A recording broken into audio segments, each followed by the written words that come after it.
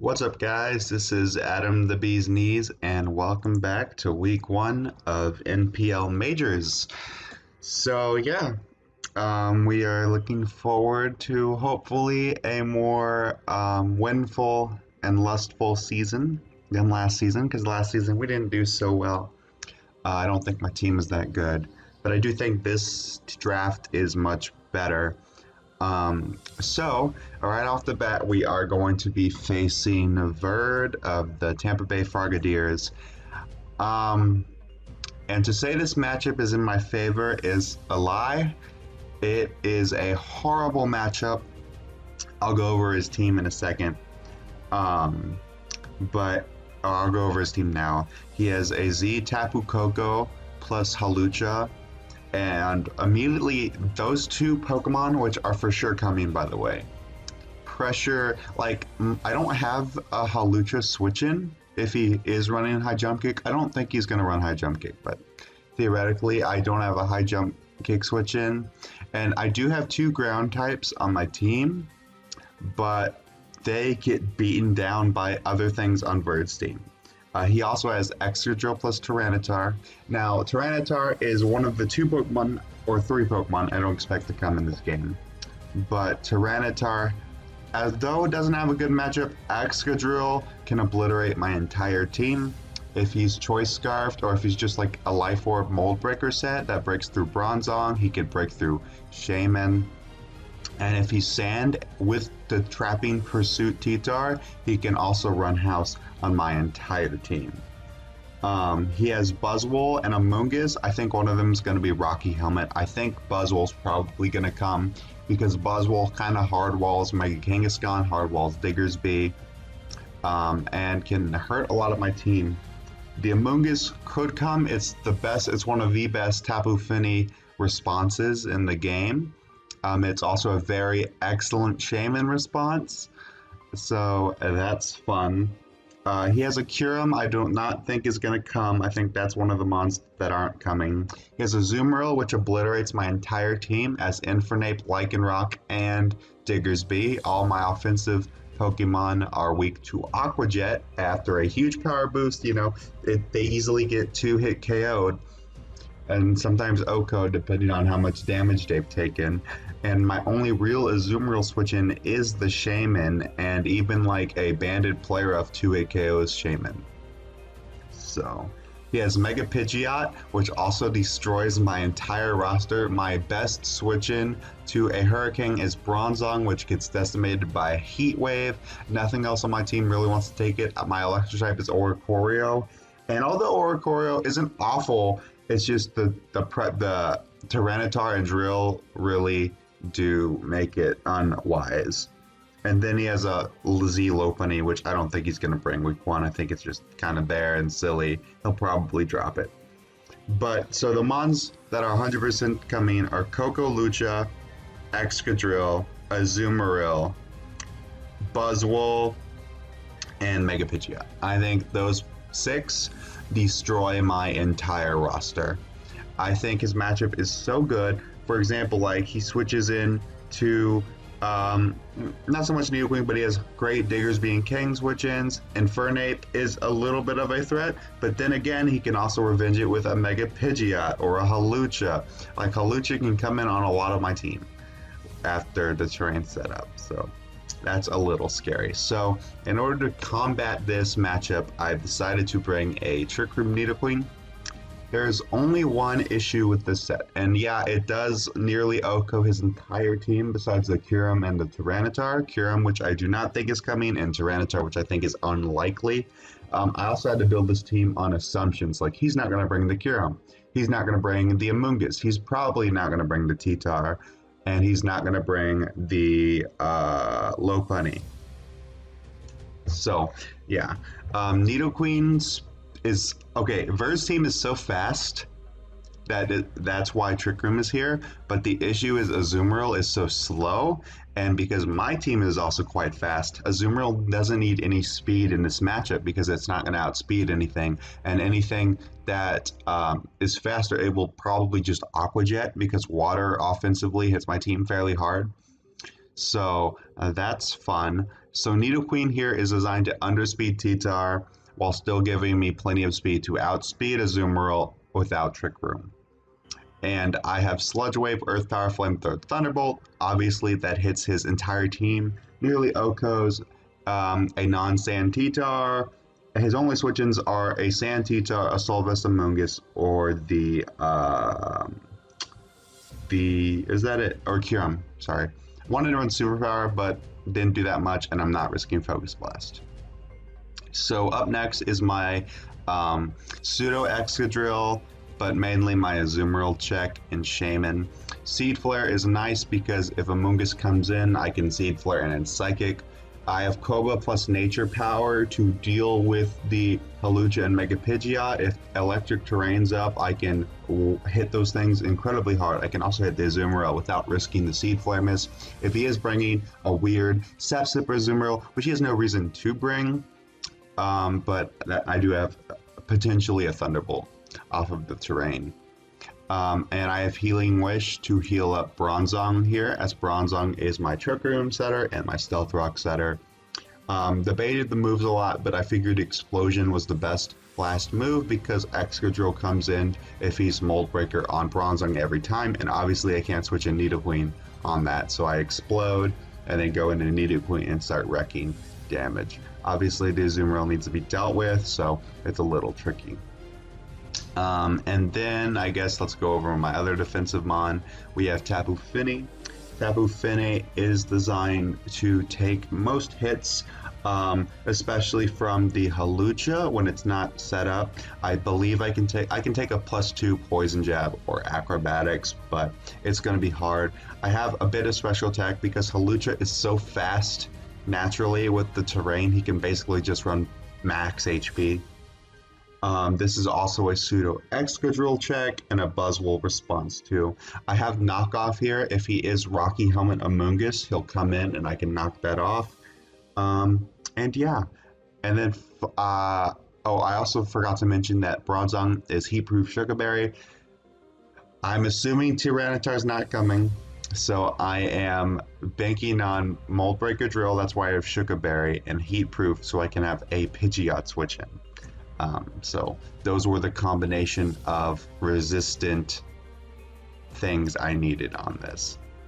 I have a Choice Scarf Diggersby because it just does a lot to his team. If Buzzwole is weakened, Azumarill can't kill me from full, and I can spam return. I will say this, my plan is to lead Diggersby and knock off the Rocky Helmet Buzzwole because I think he's going to lead Coco or something, hard switch into the Buzzwole, knock that off so that way Kangaskhan doesn't get pressured later on. And then I do have Kangaskhan here, just a fat power up punch set. Mainly it's just fat. It does threaten T-Tar a bit, and it just kind of stays in and hits things hard. Like it would hit the Hawlucha hard, it could hit everything kind of hard and take most hits because Kang's so fat. So yeah, so as you can see here, hold on. Okay, I want to play in and switch sides, but as you can see here, he has brought some strange Pokemon, including the Amoonguss plus the Buzzwole, and Tyranitar without the Drill. So there's no Pigeon and there's no Drill, and instead there's an Amoonguss and a Tyranitar, which don't belong. So off the bat, I'm a little perturbed because I don't have Colbur on Bronzong, though he might not even run the Sand. He could run in a Nerve set, so maybe it doesn't matter. But besides that, I mean, Pigeon and Drill were threats, but his biggest threats are still here in the Coco, Hawlucha, and the Azumarill. So that's fun. So I am going to lead off with my Diggersby, and then I expect him to lead off with whatever. The only thing that is bad if he leads off with the Azumarill. And as you can see, he does. So yeah, he leads off with the Azumarill here on my Diggersby, so I have to switch out into my Shaman. as he's going to go for the knockoff, revealing he is just adamant non-boosting item here.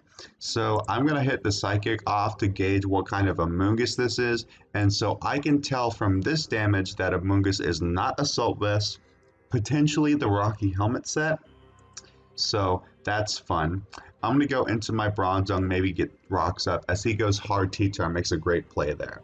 So I get Pursuit Trapped, and unfortunately Bronzong has basically been eliminated from this game as everything else can nearly OHKO it from that range. So I go into Tapu Fini, my response, and from here, I'm actually going to double. I'm going to make this play because I think that Tyranitar has no business staying in. Worst case scenario, he Stone Edges. So I go into my Nidoqueen on his Amoonguss. He's not going to run Spore because we have both terrains that nullify that, and terrains even up. So now I have free range to click the Earth Power because his team doesn't want to hit that. So he goes into Hawlucha here, and I go for the Earth Power. So obviously he's not going to risk the Hawlucha at this point. So I'm going to fire off another Earth Power. Basically the worst thing he goes into is like the Buzzwole, but then I can just OHKO it with Flamethrower. So I'm going to go for the Earth Power again, as he's going to go into Tyranitar, and I'm going to crit an OHKO. Obviously he lived the hit, which kind of sucks. But, you know, T-Tar is gone, so what that actually does is it alleviates Diggersby from at least locking himself into return and getting screwed. So anyway, he goes into the Azumarill, so I have to switch out into my Shaman. He goes for the Liquidation there. Gets a defense drop, doesn't matter. I think he's switching. So from here, I'm going to go for the Seed Flare, lower the Spadef, and get some Psychics off because I live a Sludge Bomb here. Yes, unfortunately, he does poison and take me out. So kind of sucks, but again, I did crit the T-Tar. So, okay, so he's going to foul play here. I figured, okay, the reason why I went to Bronzong, right, is because Bronzong is basically fodder at this point, because if you look at his team, his entire team besides the Amoonguss outspeeds me. So if I'm going to try to do something with Trick Room or something of some sort, I need to get Bronzong in now. Foul play, assuming, you know, the calcs were right, should more than likely kill me, but there was a roll that, sorry about that. It wasn't in my favor to live, but I had to kind of gamble. So I did, and it paid off, so I ended up going for the Trick Room. And from here, I just explode. And this explosion is going to come in clutch based off this damage. So that I got lucky. I got lucky again. This is the two times I got lucky. I did. So, you know, I guess last season I got completely screwed by hacks. So, you know, although I don't think this is as bad, but you know, it still does suck on Bird's end. So I'm going to go into Kang because, okay, the reason why I go into Kang is the whole Azumarill and Nidoqueen situation is kind of sketchy. So I guess I could have just exploded. It didn't matter. It really doesn't matter, Trick Room. Unfortunately, won't come into that big of a play. But I forgot to mention, if not, but that was Jolt's idea, so shout out to him. I mean, it's a really good strategy versus a Bird, but I had to go Kang because Azumarill would outspeed the Nidoqueen and just kill me, and that would not have been cash money. So he's going to go Buzzwole, and I'm going to click return, and I actually get a crit, which is no big deal, assuming he has Drain Punch. So also, what this tells me is he is not like a max bulk Buzzwole, because he took, you know, a decent chunk from that. Even though it was a crit, he still took 35 from the initial hit.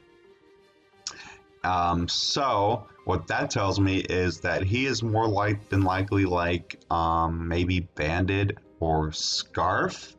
Those are the only other non-like leftover / Rocky helmets that he could be. Probably Scarf, because Buzzwole does outspeed Diggersby by 1 point.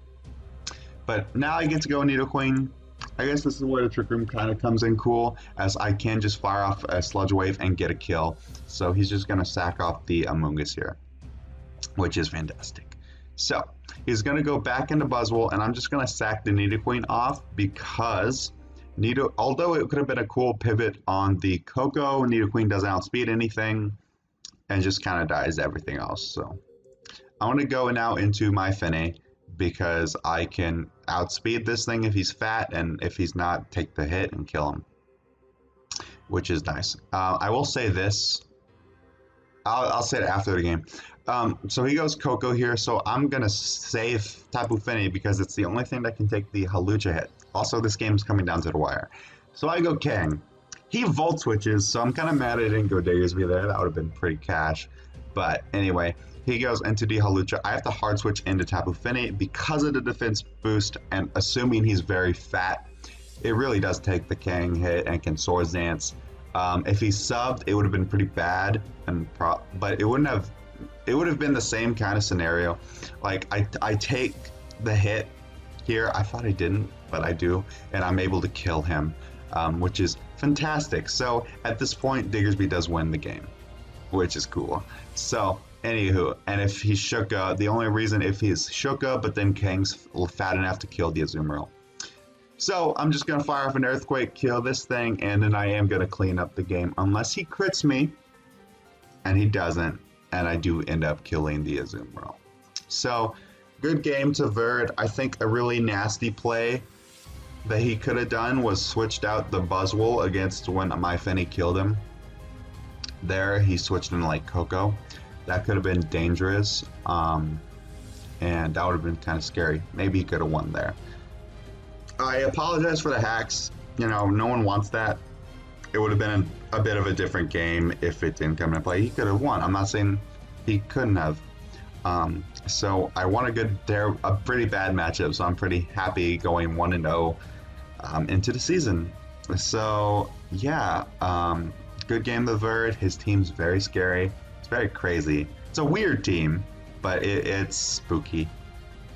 So yeah, until then, I will see you in week 2. And yeah, this is the Business sign out. Goodbye.